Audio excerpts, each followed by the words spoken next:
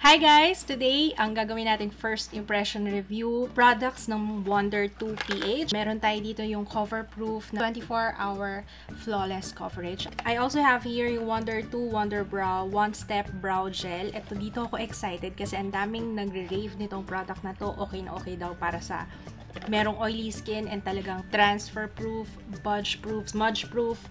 So, ayan, subukan natin to. I also have here yung Wonder Blend na sponge. Wonder Extensions Lash Extension Stain Mascara. So, I will be doing a review nitong mga products na to. Yan yung susuotin ko ngayon. And don't worry kasi nung last video ko, hindi ako nag-update. Walang review.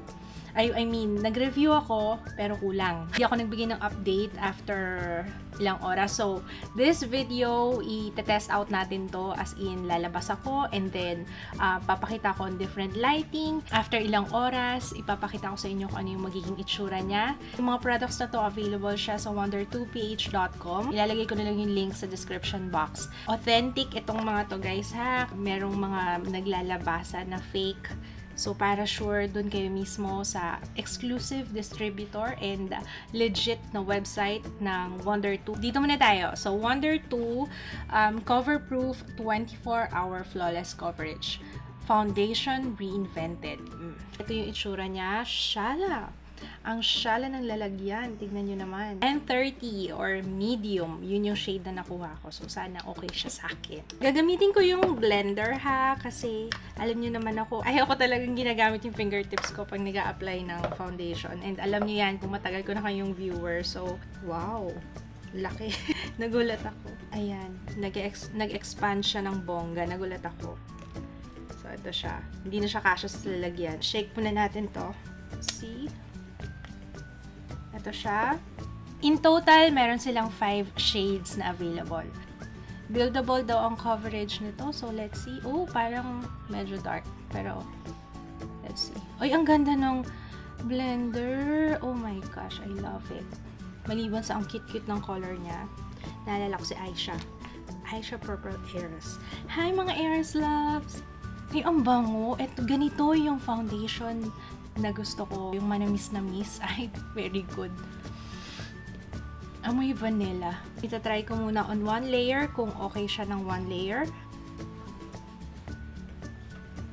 Narinig niyo yung sponge. Hindi siya ganun ka-soft, pero it does the job sa pagbe-blend. It's really dense and mukha siyang matibay. So, kahit nag-scratch ko ng scratch, hindi siya na gagalaw, hindi siya nasisira or natutungkab ba tawag doon? Okay, on one layer, ito siya. Very natural. Buildable daw yung coverage niya. So, let's see. Second layer. Dalawang layer na to sa aking face. Let's add yung pangatlong layer. Tingnan ko kung talagang ma-achieve niya yung full coverage na gusto ko sa foundation. Okay? Yung pa rin yung first pump na ginamit ko kanina, guys. A little goes a long way. So, eto siya on one side of my face. Ang ganda ng coverage na, guys. Buildable talaga. And as you can see, sobrang flawless ng aking face dito sa side na to. Pero yung shade is saktong-sakto sa akin. On the other side of my face, ayan, makikita nyo pa, nandito yung redness, meron akong blemish. So, i-apply ko siya and then sasabihin ko yung thoughts ko, okay?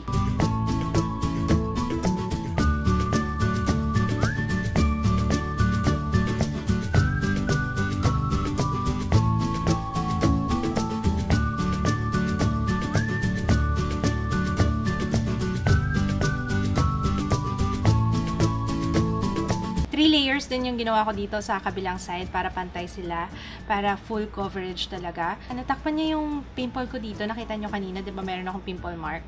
Ayan, natakpan niya. So, very good. Ang ganda ng coverage nito. Pack na pack. Hindi ako magbe-bake ha. Isa-set lang natin siya. And as usual, ang aking gagamitin is yung Nichido na favorite ko. Meron siyang lagkit sa kanya na very, very slight. Halos hindi mo na nga mapapansin. Pero once na mag-set ka ng powder, yeah, it gets better. And right now, I'm in love. Ang ganda ng coverage niya. Tingnan nyo naman, guys. Ang ganda-ganda. Tapos perfect na yellow undertone para sa akin. So next, ang tatry naman natin is yung Wonder Brow. This one, I'm so excited dito kasi alam nyo, ang tagal ko na naghahanap ng pangkilay na talagang hindi mangingintab at the end of the day or minsan kalagitnaan pa lang ng araw, nangingintab na yung kilay ko. Ganun siya ka-oily tong part na to. So, nakakahiya minsan. Lalo na pag tumama yung ilaw, parang kulang na lang itanong sa akin, ano nangyari sa kilay mo, te? Parang nagiging silver na siya. Parang sinadya kong lagyan ng highlight. Parang ganun. This is the Wonder Brow One Step Brow Gel. Meron siyang kasamang spoolie sa kanya. Perfect eyebrows that last 4 days. Siguro depende rin sa skills mo kung magaling ka talagang magkilay. In less than 2 minutes. Pero I doubt na magawa ko to in 2 minutes. It contains an exclusive blend of hair-like fibers. Wow, meron siyang fibers! First time yatang tatry ng ganito na may fiber. Designed to fasten onto skin and hair. Oh! Ang shade na gagamitin ko is brunette. Brush! Para siyang yung mga pang-apply ng lip gloss. Brush talaga siya, guys. Ayan. Ito yung tip niya. Talagang brush. Gagamitin ko tong Wonder Brow Dual Precision Brush para back up just in case kasi medyo nagdududa ako dun sa brush, parang ang hirap niyang i-apply. Dual precision brush nila, may spoolie and then merong angled brush.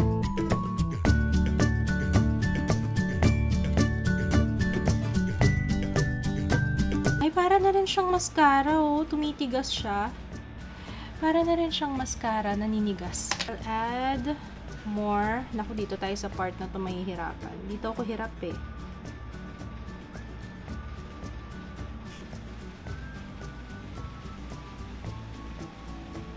Natutuyo siya kagad. Hindi talaga siya gumagalaw. Wow. Parang kulang pa yung nilagay ko. Okay. Ito siya, guys. Medyo nag-struggle ako, ha. Nahihirapan ako kasi mabilis siyang matuyo. So, kailangan mabilis. Kanina kasi nawala pa to. Sabi ko, nasa ka na?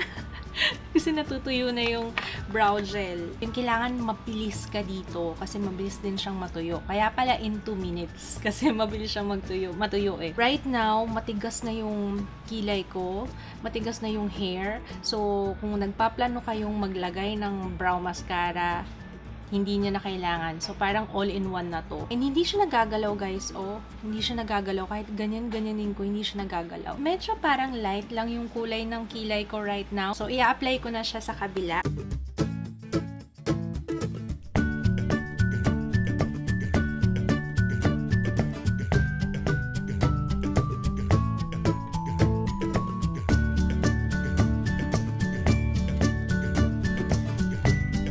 Kahit na patong-patong yung pagkakalagay ko kasi minsan nahihirapan ako dito sa part na to kasi medyo panot yan. Kahit na ipatong-patong ko siya, hindi siya nagmumukhang makapal na as in nagda-darken. Hindi. Tingnan nyo, ang ganda ng itsura and mukhang natural lang siya and hindi na siya gumagalaw kahit hawak-hawakan ko siyang ganyan. So, I'm excited na mag-update sa inyo later kung anong magiging itsura niya.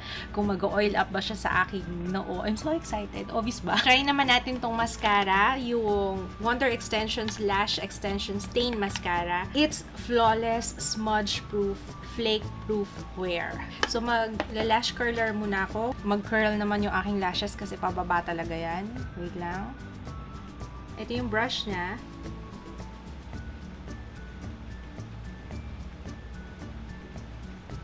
First coat. Wow! Ang bilis niyang ang bilis niyang matuyo. Para siyang may hairspray. Let's try another coat.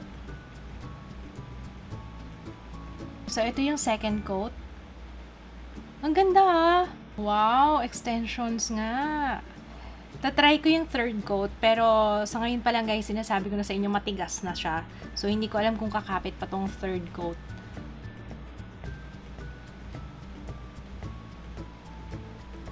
Sa third coat, doon na siya nag-start na mag-clump-clump. Pero sa akin, okay lang yan kasi mas nakakatulong yung pag-clump ng konti para magmukhang volumized ng konti yung aking lashes. Para akong naka-false eyelashes. Ang ganda, ah! Wow!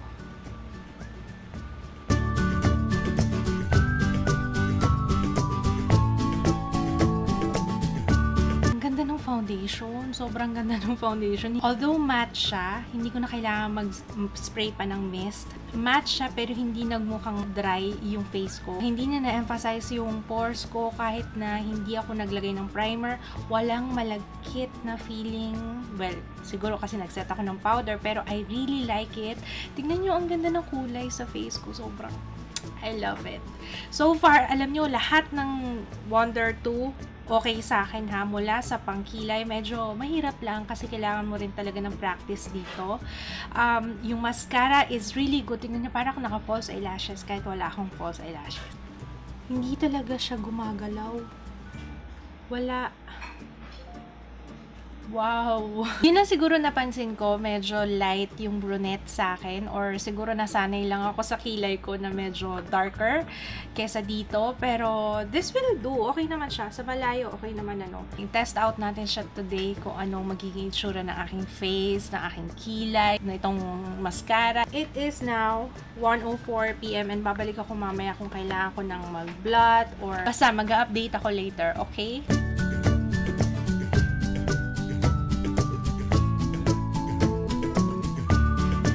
First update, it's now 7:17 PM and walang pagbabagong nagaganap sa face ko. Kanina nakipaghabulan pa ako kay Ju kasi lumabas kami. Yeah! Nakipaghabulan pa ako sa'yo, diba? Walang pagbabagong naganap. Tingnan nyo naman yung foundation. It feels really comfortable. Nakikita nyo, merong konting shine. Pero this is very tolerable. Considering 6 na oras na siya sa face ko. Sinipon pa ako kanina. Nagpunas ako ng punas dito sa ilong ko. Walang nangyari. So, try natin mag-blot para makita nyo yung ibig kong sabihin. Halos wala pa. Hindi nga dumidikit. Wala oh. Halos walang nakukuha. Ingat na ingat pa ako sa kilay ko kasi hindi ako sanay. Sabi ko baka mabura yung kilay ko. Ay naku, perfect talaga tong Wonder Brow. Perfect talaga yung Wonder Brow para sa akin kasi sobrang oily talaga. Guys, alam nyo yun, nagre-review ako lagi ng foundation. Nakikita nyo kung gaano ka mamantika yung part ng kilay ko. Dito wala akong kaproblema. It's amazeballs. Siguro hindi ko lang type dito sa Wonder Brow or siguro kailangan pa ng practice kasi yung buhok ng kilay ko nakaangat. Dapat yata i-flatten ko siya para hindi siya nakaangat ng ganyan. Ang pangit kasing tingnan. Parang naging puting buhok yung kilay ko. Pero everything is okay para sa akin. Pasado sa akin sa ngayon. 6 na oras. Ganito yung itsura ko. I love it. The foundation is really good. Okay, babalik ako mamaya for another update. Whoa. Nasa harap ako ng laptop kanina pa. It's now 1:04 AM. Ayan ang sinasabi ko guys. Ayan o, diba? Since waterproof yung gamit ko na pangkilay, carry lang siya kahit na punasan kung ganyan, hindi siya mabubura. See? Wala oh. Iniingatan ko pa yung kilay ko. Ngayon pwede na ako mag-blot kahit na hindi ako nagsasalamin.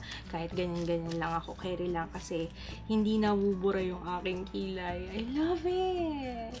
Ayan, medyo marami na yung oil. Pero guys, 12 hours na yung lumipas. Isang beses lang ako nag-blot. After kong i-blot, maganda pa rin yung itsura niya sa face ko. Ang dami ko na-try lately na parang sabi ko, wow, impressive, promising. Pero pag tinry ko na, nilagay ko na sa face ko, nadi-disappoint ako. Finally, ngayon hindi ako na-disappoint. Isipin nyo, 12 oras na yan.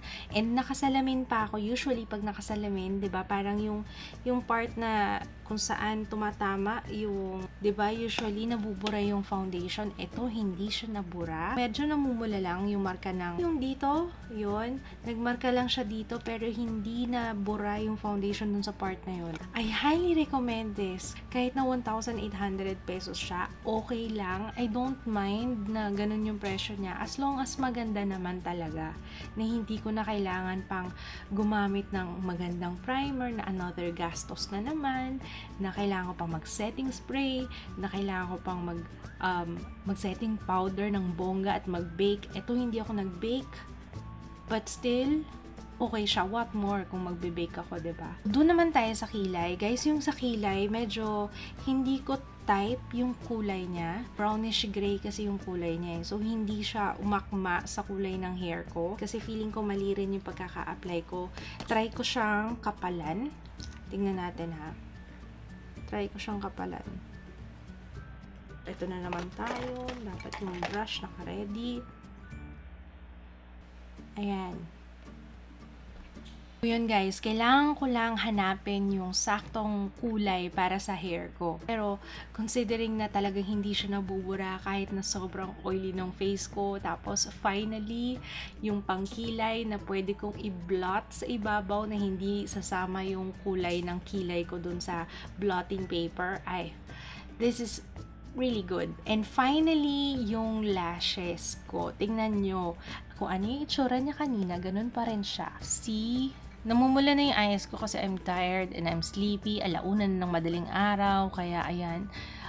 Pero kung ano yung itsura niya kanina guys, ganun pa din. Guess what? Wala akong hindi nagustuhan dito sa mga products na nasubukan ko. Ngayon ko lang na-try itong Wonder 2 and I've been seeing reviews nito and sabi, ang dami nga nagre-rave na okay nga daw. Ngayon, finally nasubukan ko na and now I know. Ito na yung sagot kung gusto niyo mag-swimming ng may kilay. Ito na siya. Gusto kong malaman kung matatanggal siya with makeup remover. So, I'll be using itong Intuit na waterproof makeup remover. Ayan, natatanggal siya. Okay. Kasi balita ako, sobrang hirap daw nito tanggalin. So, natatanggal siya sa waterproof makeup remover ng Intuit. Must try itong mga to. If you're interested in getting them, ilalagay ko yung link ng Wonder 2 sa description box. Pati prices. Thank you so much for watching. Kung nasubukan nyo na siya, comment kayo sa baba kung ano yung experience nyo, kung nagustuhan nyo rin ba, kagaya ko. Or kung hindi nyo nagustuhan, comment din kayo sa baba para makatulong din sa iba na naghahanap ng review nito. Maraming salamat kayo sa panonood. Don't forget to subscribe para sa mga susunod kong reviews. Thank you so much for watching. See you again on my next one. Bye!